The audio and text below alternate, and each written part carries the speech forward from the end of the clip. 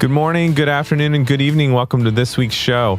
Today, we're going to talk about ways that lawyers and realtors can use a podcast to find great clients. But first, let's talk about why this is important. It's about trust. It's about building a trust bond. If you remember from one of my earlier episodes, you've been naked together when you think about podcast listeners. No, seriously, you probably have. I listen to podcasts in the shower and in the bathroom in the morning while I get ready, and I bet you do too. So the average podcast listener, if you remember, invests about 5 hours and 7 minutes per week listening to their favorite shows. They listen at home, in their car, while they're walking, at work, at the gym, everywhere. You, the podcast host, are in their ears in so many different locations, a lot longer than someone who's on a YouTube video. They can hear your actual voice, unlike a blog they decided to read. And you have a lot of time in a podcast to be real, personal, authentic. You can share stories, your stories. You can tell your potential client who you really are, and you can make a deep connection. After a few 15 to 30-minute episodes, that is a lot of intimate hours with your listener. The best description of this I ever heard came from, and I've told this story before, but it came from Elizabeth D'Alto. Her site is untameyourself.com. It was in an interview with my podcast client, Katie Kremitzos. Elizabeth talked about her connection with her listeners. At one point, she said, "I'm literally hanging out with you in your bra while you're curling your hair in the morning." It's hilarious, but it's also a deep connection. They're naked. They're vulnerable while you're talking to them. And if you're also sharing your own vulnerable stories, maybe the reasons you were inspired to start your business, become a lawyer, become a realtor, or stories of people you've helped, that's pretty powerful. It's a lot more powerful than watching a 3-minute cat video while you sit on the toilet. Think about it another way. If you're spending hours hanging out with someone at their house, in their car, at the gym, walking around, how long would it take you to build a real bond with them, to know, like, and trust them? Not long at all, right? And not only that, but the average podcast listener subscribes to 6 shows. And when they subscribe to your show, that means the content is being pushed to their smartphone or other device. So unlike a video or a blog, they don't have to seek you out. They're connected to you. They trust you. There is a bond there. So let's talk about some ideas of ways lawyers and realtors who rely on trust with clients can use podcasts to find great clients. Okay, here's idea number 1, a community podcast. So rather than talk about your business, rather than talk about the law or talk about the latest market trends in your real estate market, things like that, you can just talk about the area that you live in. And I'm going to give you a brilliant example of this. It's one of my clients, Parker Larison. He's a personal injury attorney in Ponchatoula, Louisiana. It's a little bedroom community in between New Orleans and Baton Rouge. And he created the Ponchatoula podcast, where he basically tells people about this wonderful community that he lives in. He interviews people from his community. So think about your community. Who could you interview? Maybe newspaper editors, local leaders, principals, local heroes, event organizers, people that can share with the world information about your town, or share with the people in your town listening to your podcast all the things that are going on. Interesting things they could have fun doing. Parker also reviews local businesses. My favorite part of his show is his restaurant reviews, because they have great food down there in Louisiana. And you can tell people about some great restaurants that are out there. Yeah, they can see Google reviews, they can go on Yelp and things like that. But listening to someone describe food for 5 minutes really can get you hungry and really can get you interested in going to the restaurant. You could also cover local events.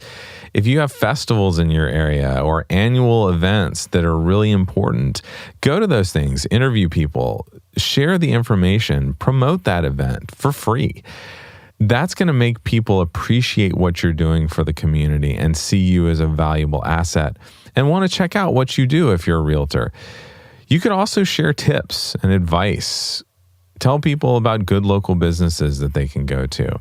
And all of this, again, raises your stature in the community. And if you want, like what Parker does is he sponsors his show. The show is sponsored by his law firm, but he really doesn't do anything other than a short ad in the middle of his show. He doesn't beat the listener over the head with his business. He's just really giving lots of value to the listener and letting them know about the area that he lives in. Okay, so here's another idea. You could do a podcast where you interview your clients about their experiences. When you need a lawyer, it's a big deal normally, right? Or it's a scary thing. Something bad has happened. Or if you're buying a house, that's a big thing. That's a lot of money. People, maybe it's their first time and they don't know what's going on. It's scary. So if you can, in an ethical way, share the stories that your clients have, you can help ease people's minds and build a lot of trust. Okay, and now the final idea is a book. Lawyers need books. I don't know if realtors need books, but can't hurt. You hear these days that a book is the new business card. And podcasts, in a way, are kind of like the new book. You've probably heard the cliche, so-and-so wrote the book on that subject or this subject. If you write a book, you're naturally seen as an expert on a subject. In a 200-page book, you average about 55,000 words. While most people speak 125 words a minute, that's 2,500 words in a 20-minute podcast.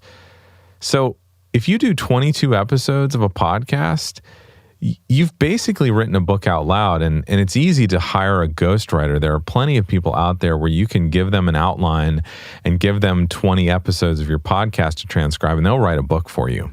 So congratulations, you wrote a book. You're an expert. And if you remember from earlier on in the episode, you're also an expert that people now know, like, and trust. So, today we talked about how important it is for lawyers and realtors to build a trust bond with potential clients. And I shared 3 ways that you can use a podcast to create that bond with listeners: a community show, client interviews, and a book. So I hope that was helpful, and I look forward to seeing you next week on the podcast. What are you an expert at? If you have a podcast, chances are your show features your area of expertise. But how much do you really know about podcast production? My clients often thank me for making their shows sound great, but in my opinion, the main benefit I provide for all of my production clients is time. Time to do what they are experts at. Time to grow their businesses, time to focus, and not stress out trying to do the technical production work that isn't their area of expertise. If you have a podcast or want to start one and you're ready to save 3 hours or more each week to focus on the stuff you're an expert at, I'd love to do all of your editing, mixing, mastering, and show distribution for you so that you can focus on growing your community and business. You can find out more at emeraldcitypro.com/services.